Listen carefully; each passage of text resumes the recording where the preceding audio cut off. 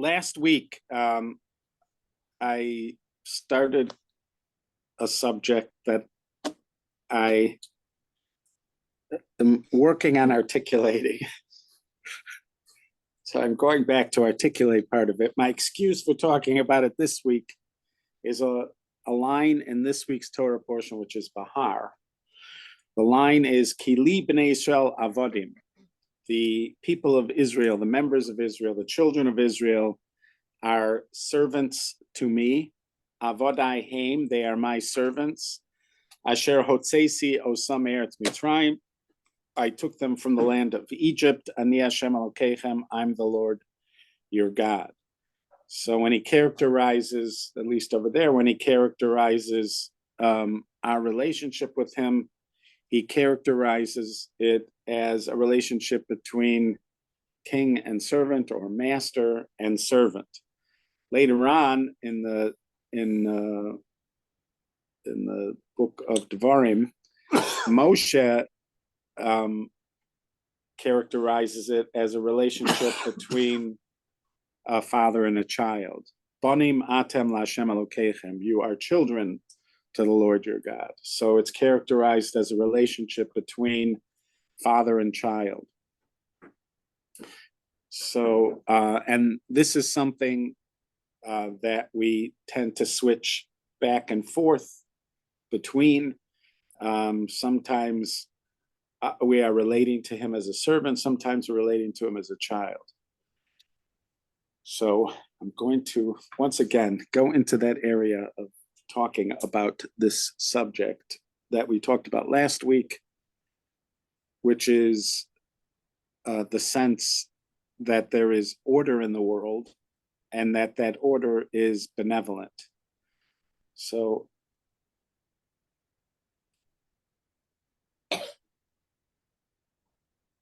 here it goes. I imagine, I don't remember this, I imagine this, but others have also said this is the way it works, so I'll take their word for it. But it makes sense to me that when we're first born, we have a sense of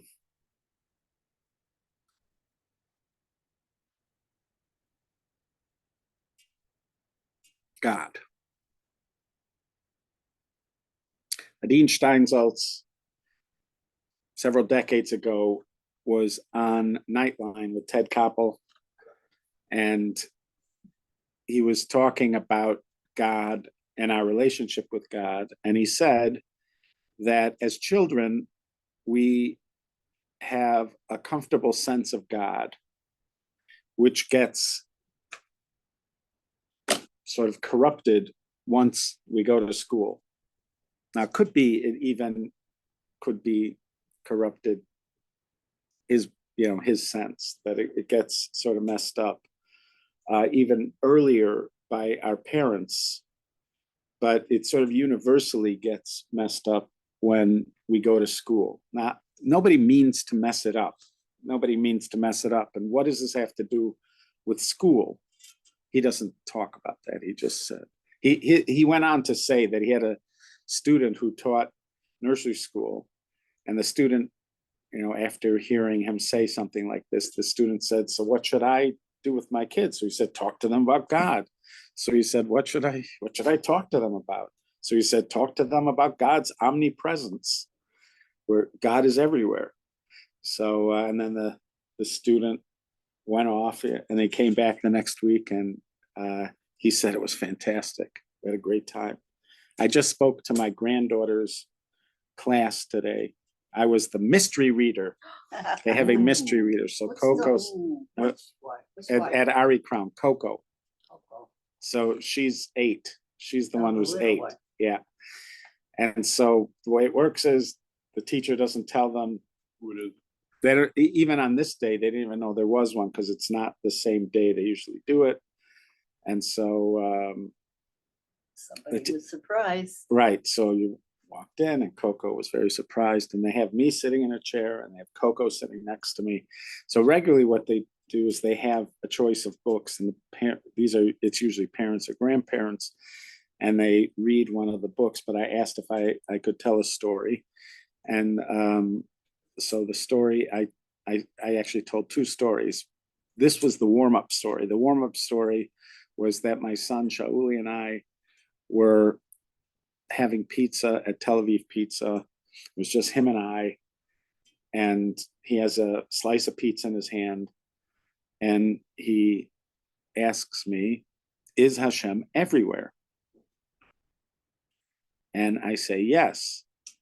And then he asks, "Is Hashem in this pizza?" Now he's also like their age. He's like, I don't remember exactly what age, but around that age, like 8 years old, 7 years old, 9 years old, something like that. And he asked me, "Is Hashem in this pizza?"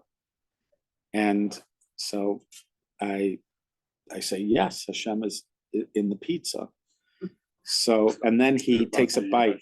He takes a bite out of the pizza and is chewing it. He's just staring at me.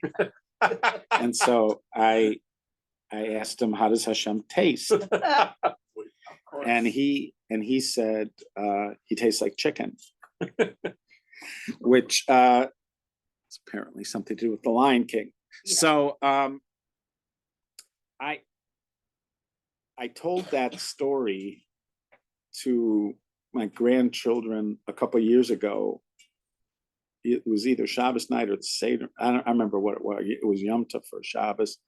And I told that story. I was telling the story really to the adults. I wasn't, I mean, I knew the kids were there, but they cracked up at that story. And that's when and this was that same thing that Adin Steinsaltz was telling his student, like, they get this. This is something. And when I told the story to Coco's class today, they were all over it. Like the minute I said when he asked, "Is Hashem everywhere?" One of the girls goes, "He's gonna ask about, is he in the pizza?" Like it was like they are so, and they're like watching me. And when I told them that he ate it, they are like just watching. Like they're just all sort of, they're sort of laughing, but they're also like, what comes next? And then when I asked, I love and then answer. when I said, "What does Hashem taste like?" They were just like listening. They were like listening. So he suggested this, that when kids are little, they have a sort of natural sense of Hashem. The thing is, just like so many other things about the world, they may have some sense of it, but they don't know how to define what they're sensing. Right. So we step in as adults. We step in and we start giving names to things, and we tell them the name, and then they repeat the name. So they don't know. They wouldn't say God or Hashem or anything like that. They wouldn't even know it has a name, but they know it. So when you say God, they are associating it with that unspoken, undifferentiated experience that they have, the relationship that they have. And then you start to tell them things about God. And this is where the corruption sort of starts to happen, because we don't know that much when it comes to words or definitions. We don't know that much about how to define God, or so we say things, and then we sort of knit together a picture based on those things we were told, things we've thought of, etc. And so we have a few points of data, a few words, and we try to use those together to paint the picture.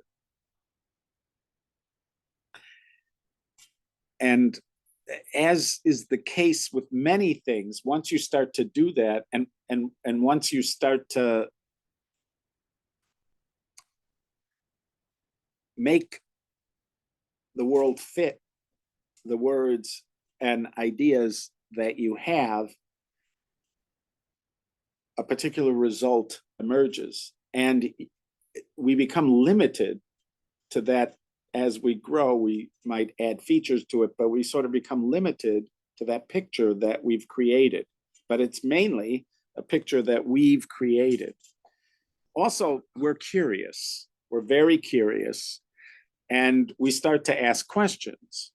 And when we ask questions that we don't necessarily have answers for, so we seek answers. And then we find places that have answers. They're never the complete picture. You can't have a complete picture of God, of Hashem. But, we add that, as we get older, how can we have free will if God knows stuff? So then we come up with our version of an answer to that. Or does he think I'm good? He judges me. I heard he's a judge. Does he think I'm good? And we maybe it depends on when we grappled with these issues. For some people, it's when you're quite young. For some people, it's when you're getting older. Whatever answer you come up with over there, that also becomes part of this notion of God, this picture of God that you live with. You could see how constricting that would be when it comes to God, and also, and especially my relationship with God, if that's how it's working. And that does seem how it's, probably happened for most of us. It seems how it happened. If we came to think about God when we're older, we have more to work with than a kid had to work with when they first started, but it's still pretty limiting. And then, so there's this story. There's I'm assuming it's a Yiddish story. I'm assuming it's a Jewish, it sounds like a Jewish story. Whenever you see it presented, it's presented as a Jewish story. I've had other stories. The other story I told the kids today, Rabbi Abraham J. Twersky said his mother told him this story. He used to tell him this story when they were little. Now, they're a Hasidic family, and his mother's telling him this story when they're little. I assumed it was a Hasidic story. It ends up, I saw this in the Tao of Pooh as a Chinese story. So I can't always tell. When I'm looking at a story, I can't, but this feels like a Jewish story. So the story is called Zumbak the Tailor. Zumbak the Tailor. That's not the one I told the kids. I told them a different one. Zumbak the Tailor. And the story is that a guy goes into Zumbak the Tailor for a suit. He put some money together. His wife, at the urging of his wife, he's getting himself a suit. So he goes to Zumbak the Tailor. They pick out the cloth. And the Zumbak takes measurements. And then he tells him, come back next week and we'll do a fitting. So he comes back the next week. He stands for the fitting. And Zumbak the Tailor has a reputation of being like the world's finest tailor. He's got this reputation. So this guy is standing, he's got the suit on, and Zumbak is checking the material, looking at this, looking at the seams, etc. And the guy says, and he asks him, what do you think? With expecting the guy to say, I love it. But the guy says, it's wonderful, but one of the sleeves seems to be shorter than the other sleeve. Look at it. It seems to be shorter. And it did, it came up a little bit on one side, the other side seemed to be okay. So Zumbak said, it's not the suit. The suit is perfect. It's the way you're standing. You need to stand. You need to move your arm back. If you move your arm back, move your arm back. He moves his arm back and he says, see, now it's perfect.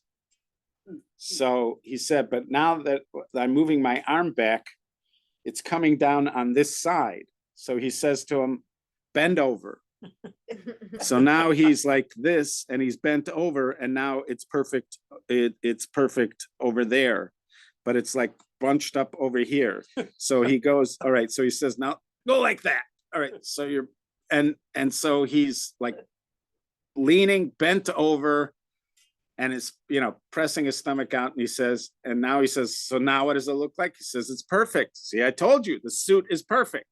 So he walks outside, pays for the suit. He's walking outside, and he goes on a streetcar, and he's on the streetcar, but he has to walk like that on the streetcar in order for the suit, to look good.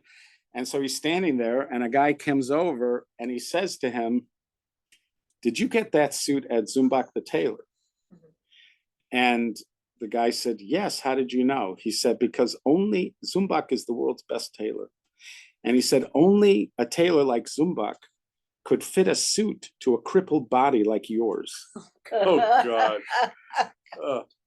So, in a sense, that's what God ends up looking like to us, because we have a few things, and we're trying to fit him, into these few things.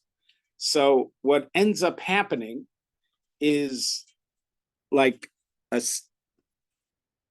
Zumbach the tailor suit. And we look like the guy, or in this case, God looks like the guy in the, fitted for the suit. It's always like this. There's nothing we can really do about this except to acknowledge it, because we just don't have that much information. And this is true about all manner of our interaction with the spiritual world. The thing is, you don't need the words. You don't need the words. You don't need the definitions to have the relationship, but we don't understand how that could be, because from our perspective, in order for us to have a relationship, we have to know what we're relating to. And this is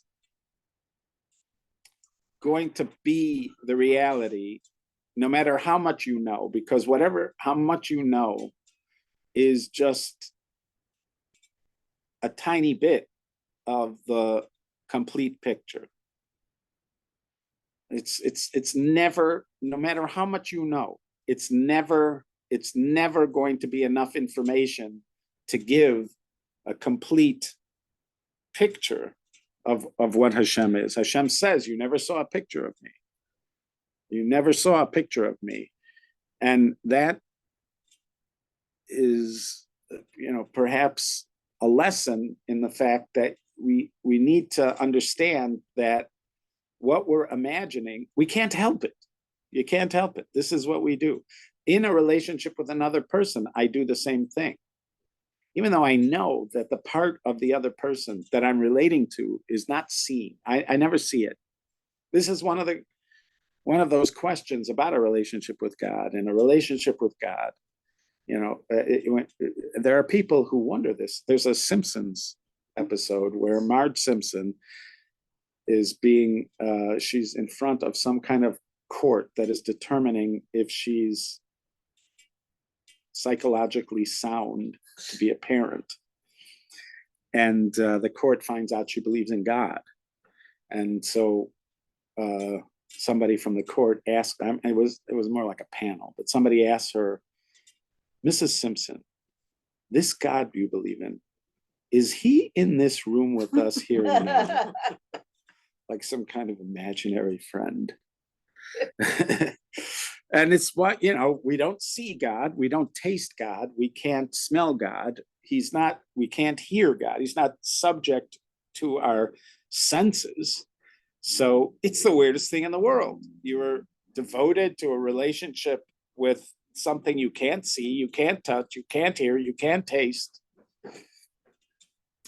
But we're always in a relationship with things like that. My relationship with you is a relationship like that, because you see us. Come on.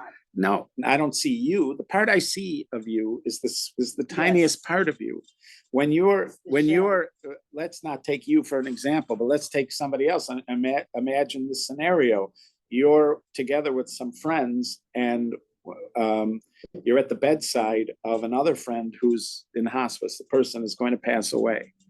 So you're all there. You're in order to be with this friend whose name is Bob.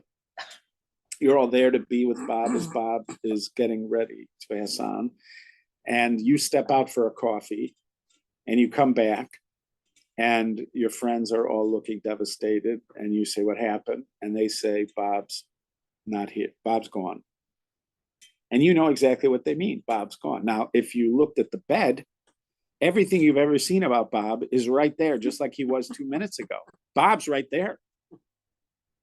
But you were never having a relationship with Bob. You were having a relationship with an unseen,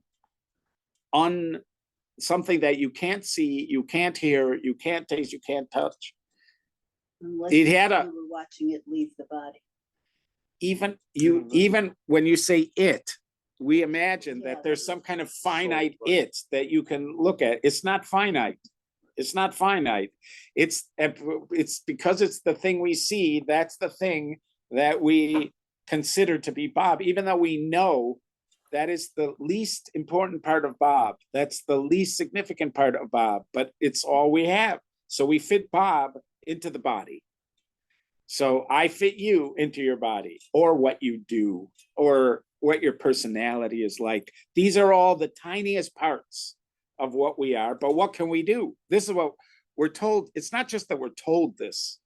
We know this at different moments, that it's the tiniest speck of something to do with Bob, but it doesn't matter. That's what we have. So we fit Bob into it. That's Bob. Who's Bob? Where's Bob? Bob's over there. That's ridiculous that we do that, because we need to fit things into. We insist on calling sunset, even though we know that the sun is not setting, that we're on a ball that revolves and the sun is not moving. We're the ones that are moving, but we experience it like that. We call it like that. It's amongst the most beautiful experiences that people have, but we have to fit it into a narrative, even though we know that that's not what it is, and that's not what's going on. And we can get carried away with it and start to think about, is it a sunny day or is it not a sunny day? My happiness is gonna be dependent on whether it's a sunny day or not a sunny day, or things like that have nothing. They are the tiniest speck of a speck of what the sun is about. But that's my relationship to the sun. That's the sun. What is the sun? This thing I go out and I feel its warmth. It brings light during the day and stuff like that. That's the sun. And this is my relationship with almost everything outside of me. Since I was beginning to hear words and get definitions, this is what happened. But I have if you put me out in the sun as a baby, I would still have a relationship with the sun. I just wouldn't know. I maybe wouldn't at a certain stage. I'm not even thinking I need to give it a name. That's right. Then that doesn't mean that until I have words, I don't have a relationship. But it sort of works that way, because what I think a relationship is, it becomes dependent on the sun. I mean, on words and on definitions. Let's say I'm with somebody who's got dementia, so my grandmother. At one point, my grandmother started to relate to me as her cousin. When I would walk in the room, I was her cousin, and she'd talk to me about, remember your father's store? He had a store like near Roosevelt Road or whatever, a tailor shop or something like that. And after a while, I realized I used to, in the beginning, or if my sister was there or somebody else was there, they would correct her. But after a while, I didn't correct her, because first of all, it doesn't work. No point. Right. But second of all, what difference does it make who she thinks I am? Right. We're in the room together. We're sharing a moment together. Who cares what even, but this is one of the difficulties we have with dementia. If the person forgets my name, they're dear to me and they don't remember my name. They're not sure who I am anymore. Who I am. I'm here and you're there. We're still together. Doesn't matter. And if I can give up on it and they can give up on it, it doesn't make any difference. It doesn't make any difference. It doesn't add to the experience that I have a name for it.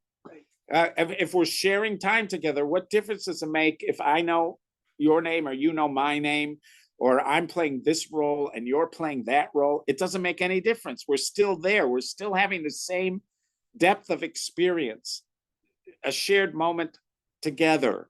So that when last time when I was talking about that, that sense of order and benevolence, that's something, even though even that is names for it. But in other words, there is still an experience of God. Everything has an experience of God. The difference between us and everything else is we have words, we have ideas, we have questions, we have answers, we have concepts, and we have all these other kinds of things. And in a certain way, they can help, but every time I use them to help, they also hinder, they also limit. And this is the case with words and ideas and definitions. At the same time, I was once walking with my friend Harley Kahn. We went several times, we camped, we went out hiking and camping together. So one time we're in the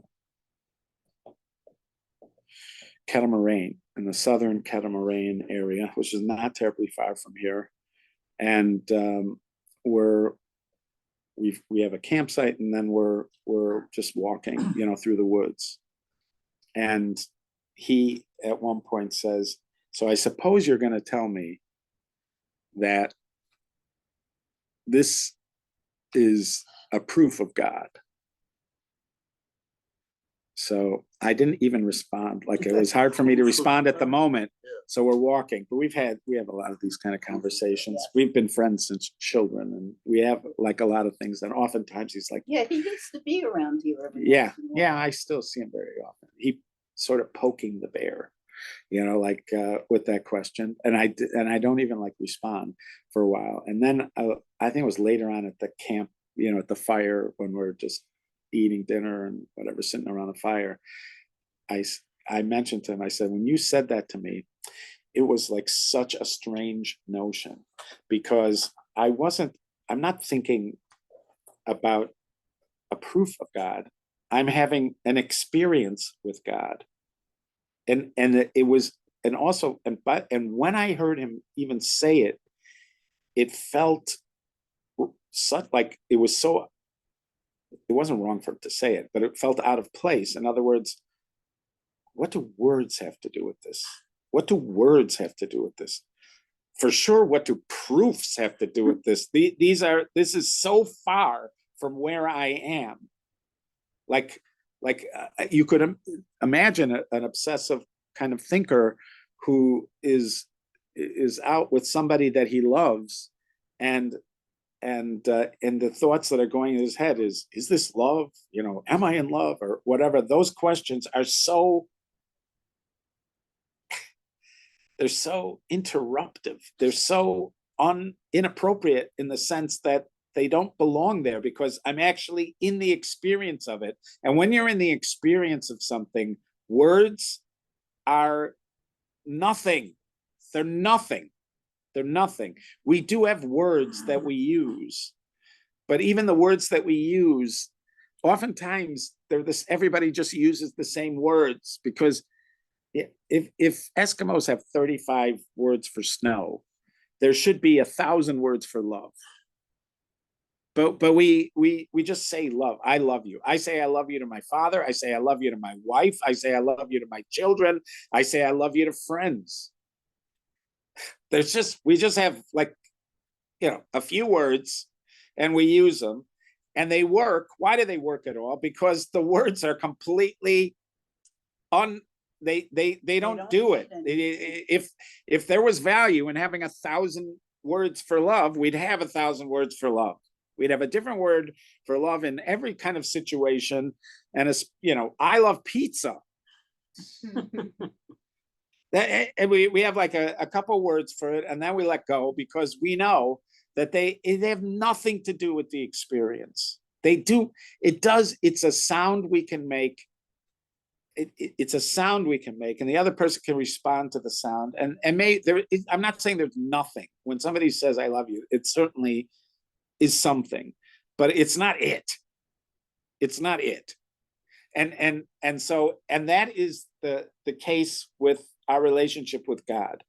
And every time you get something, you do gain from it. Like here, it's saying you're a servant to God. What does that mean? There's going to be times when we play the role of a servant in our thing. It's useful. It's useful. It's useful to have that. It's useful. It's not because it gives me a sense of what should I do right now, or how should I approach. There are some useful features to it. That's why I'm told about it. But if I attach myself to it too strongly, it just clouds out everything else. And then the little bit of use that I got from hearing that in this case I'm a servant, in this case I'm a son, and he's my father, he's my mother, he's my daughter, he's my sister. In this case, he's my bride. In this case, I'm his bride. These are roles that we're playing, and in playing those roles, I do get benefit. I get benefit from playing those roles. I'm not saying there isn't any benefit, but if you attach yourself too much to the benefit, then to that thing that is giving you the benefit, it becomes this tiny little world. You suddenly moved into this tiny little world. I'm really in the tiny world, but in my mind, God's in the tiny world. And somehow God is an object. Well, there's a children's song. I think Uncle Moishi was the want to put a tune to it, but Hashem is here, Hashem is there. Hashem is truly everywhere, up, down, and all around. Now that seems to be instructing children that Hashem is everywhere, right? But think about the song, up, down, all around, here, there, everywhere. If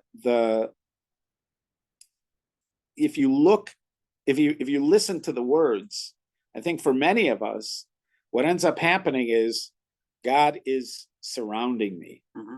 He's everywhere. He's everywhere. He's surrounding me. But is he in me? That was the thing about the question about the pizza. Is he in the pizza?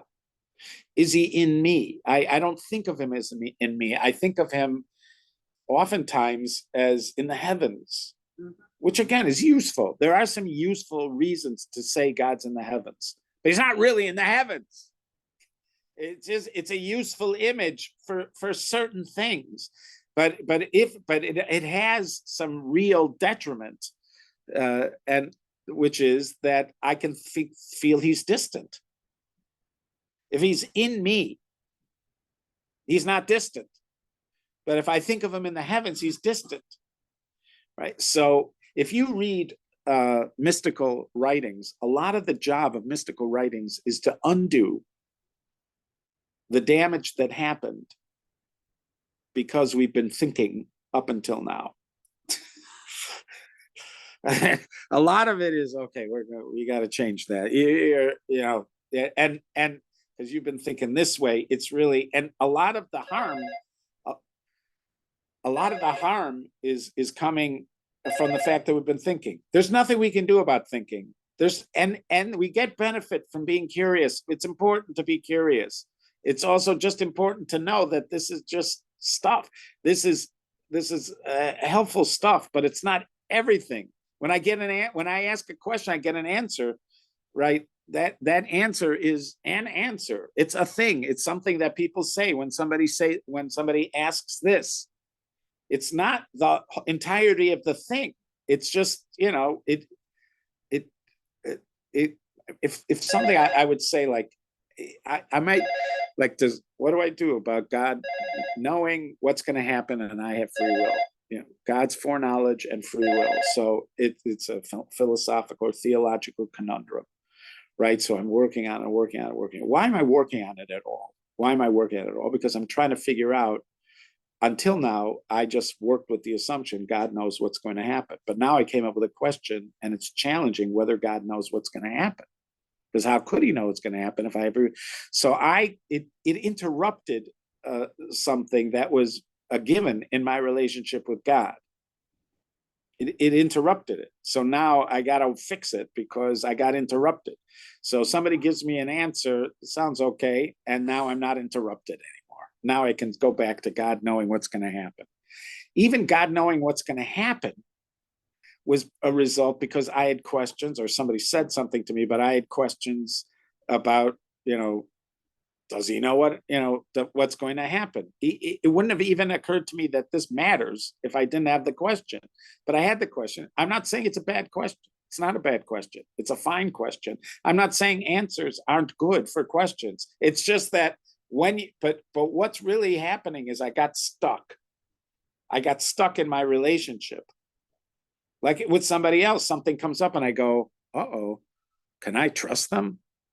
Until now, I was trusting them. Something came up, can I trust them? Now I need an answer. Can I trust them? So then I have to work out, well, they did it because of this reason and that reason, or it was them, they provoked it, or this happened or that happened. And now I'm trying to work out. But the whole question only came up because now something arose that asked me a question about something that I had taken for granted that I wouldn't even think about. I wouldn't even give a word to trust. I wouldn't even have to give a word to trust. It doesn't need a word. It doesn't need a word. It doesn't need to be known as a concept. It doesn't need anything. In a natural relationship between people, it never needs to come up. The word, if I never knew the word and I never knew anything about what it means, it wouldn't change that it's there or that it's important. But now that I've got a word, I've got an idea, and I've got a question, and I need an answer, which is fine. That's how we work, as long as we know that's what happened. That's not how relationships work. That I have an idea, I checked it off. I have a box of things, I check it off. Is trust here? Trust, are you here? Trust is here. Check. Right. Love, are you here? Love. Okay, love is here. That's not how it works in a relationship. You just, in the relationship, it's the relationship is there without words, without anything, without definition. It's happening. A baby and a mother and a baby. There doesn't need to be words. There doesn't need to be words. The baby, before it says mama, is having the same relationship. It's in it. If I'm your mother, he's your father. These are your brothers and sisters. I don't even know. I will tell you, one of the mysteries to me is my relationship with my grandchildren. When especially like in Israel, where I don't see them that often. But even I remember, like, coming back in different stages of their development. So they're thinking differently, right? So, but somehow, even early on, when they're very young, they distinguish that we have a special loving relationship. It's loving. It's not the same relationship they have with their teachers. It's not the same relationship they have with the person who helps them cross the street. It's not the same relationship that they have with their parents. It's not the same relationship they have with their siblings. But somehow that relationship is there. Even if they would start asking questions like, so what is the difference, in a relationship between a parent and a grandparent? I think about it because I started as a grandparent when I think about things. So I think about it and I wonder, how could they do it? They just naturally have this kind of relationship, even though they can't have answers to the distinctions and how it all works. It doesn't matter. It's there. It's not going to change. If they got a PhD in philosophy, it's not going to change. The relationship is not going to change. But how did they have that then if they didn't understand what they know now? Because it isn't that. That isn't the foundation of it. The fact that we don't have answers to questions in some ways is liberating, because once we get the answers to a lot of these questions, it becomes more and more finite. If you're a theologian, God is an idea. It's something you can put in a book. I remember one time being embarrassed because there was one of these books of quotations. I had a book of quotations. And so it does it by subject. So I go to God and there's all these quotes and there's like one from a Jew.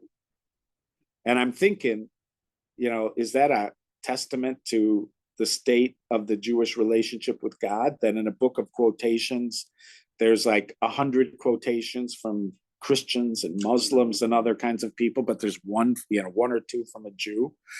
And it was a source of shame and all sorts of questions about the condition. But how do you get in that book? How do you get in that book? That book is not an indication of a relationship with God. That book is that somebody coined a clever phrase about God. Coining a clever phrase about something is not an indication or not a necessary requirement in order for to have a relationship with God. We all have a relationship with God. It's when we're trying to give words to it or define it that we get tripped up. And when we think that if there are no words, it doesn't exist, that's the part that really trips us up. That's the part that really trips us up. It doesn't matter. The words will not change it. It will tell me what to do now. I am not a servant of God. I am expected to act as a servant of God. I am not a son of God. I'm expected to act as a son of God. And if I want to understand his, even saying his, but we do. But if I want to understand his relationship with me, to interpret the signs, the sense, if I want to interpret it, it might be like the words "I love you," saying I'm his child is the best way to capture it. It's not that. It's so much bigger than that. It's so much bigger than that. If I can't find the words to characterize my specific love for you, that does not mean that your love is less. My love with you is less. It means that it's not defined. When I can define it, if I hold on to the definition, I've reduced it to some words on a paper. In a certain sense, the fact that there are no 7 and 8-year-old girls represented in that book of quotations, and they all were right there with me. There wasn't any part. They were right there. He's going to ask about the pizza. Is Hashem in the pizza? They're right there. They don't need anything. They're not represented in quotation books. They don't need it. Even telling them the word God is already doing this. Even saying the word Hashem is already doing this. Even saying he is already doing this.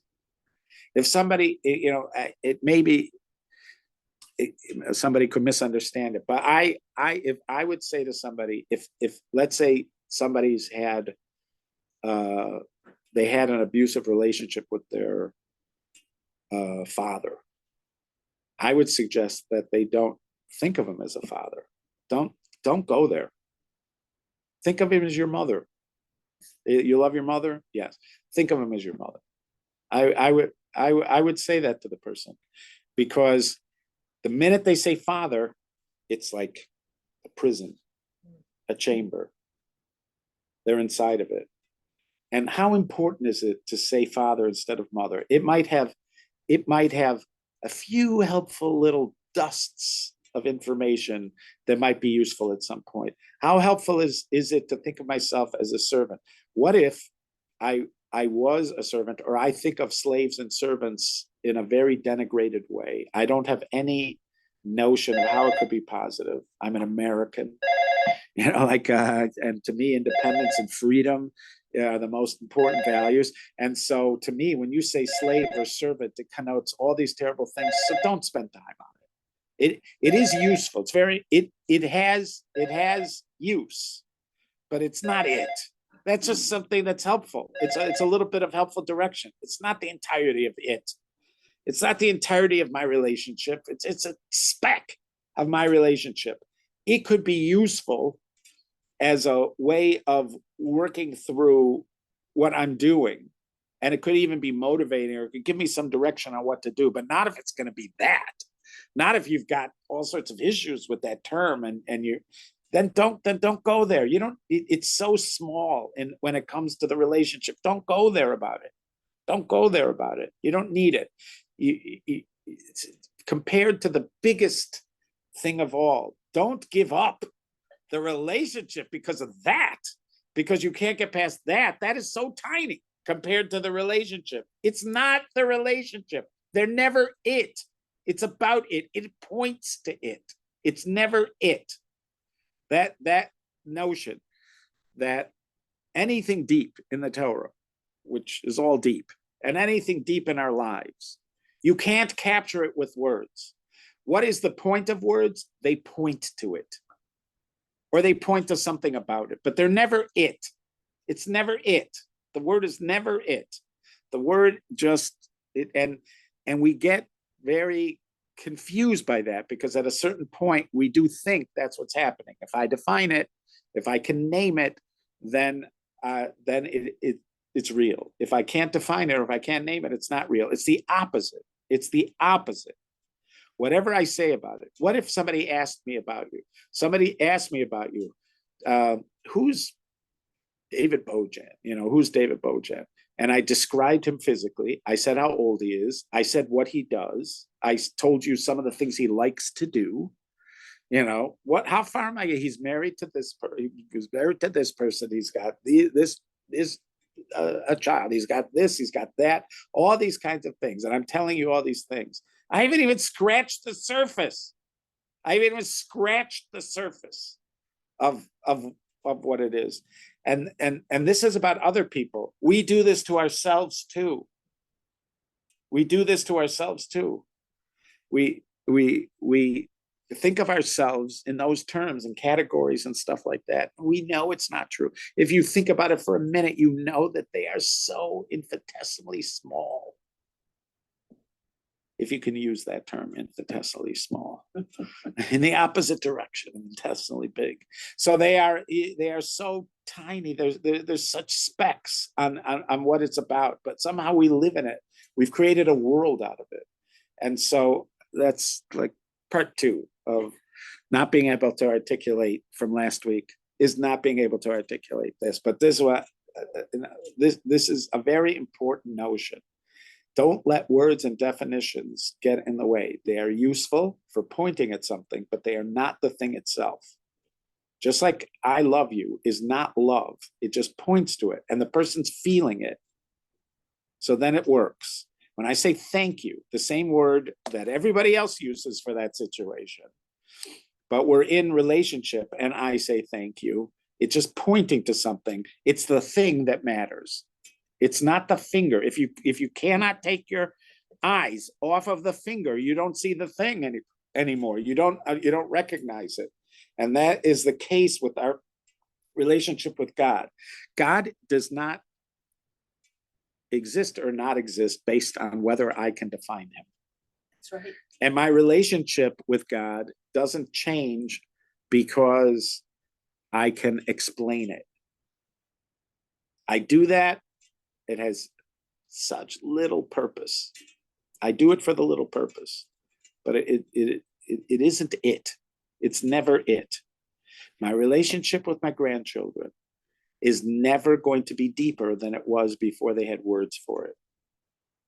My relationship with my wife is not going to be deeper because I found new words for it. It is it was there before the words, it's there hopefully with the words. But if I grasp onto the words, if I grasp onto definitions, and I grasp onto answers to questions as if they're it, then I'm in this tiny world, and I'm and God is in a suit that was tailored by Zumbach, but I'm Zumbach. I'm Zumbach the tailor. And I made him fit into this suit. And that's why he looks like he does. But he's not it. That's not him. All righty. I say we do this again, but not next week. Why not? Going No, to some weddings. There's 2 weddings from our You're show. a very social butterfly. I am. wow. If you would Lag ask me, I Omer would, is got no Lag friends, got nowhere to go, got no social life, but apparently. So there's 2 Apparently you families, do. the Gafmans and the Steins. And Oh. they're in the midst, I hope, of having much joy, and we'll have continued joy next week. But because of that, one of the weddings is Tuesday night in New York, so I'm going to be in Florida and then New York. And Okay, so what's happening on Monday Thursday. morning? Monday morning, Thursday. we're not, so Monday, Tuesday, Wednesday, we're not meeting. Our Rambam class is not meeting. We are meeting on Thursday, though. Bezras Hashem Yisboshmo, the ladies' class is Sweet. going to meet on Thursday. Okay, So Thursday restarts the schedule, but okay, so this Sunday through Wednesday Sunday is through is Wednesday. not. Got it. Okay, be well. Thank you. It's Good awesome night. spending time with Bye-bye. you It's a big guys. word. Be well. I should have brought you to my exercise.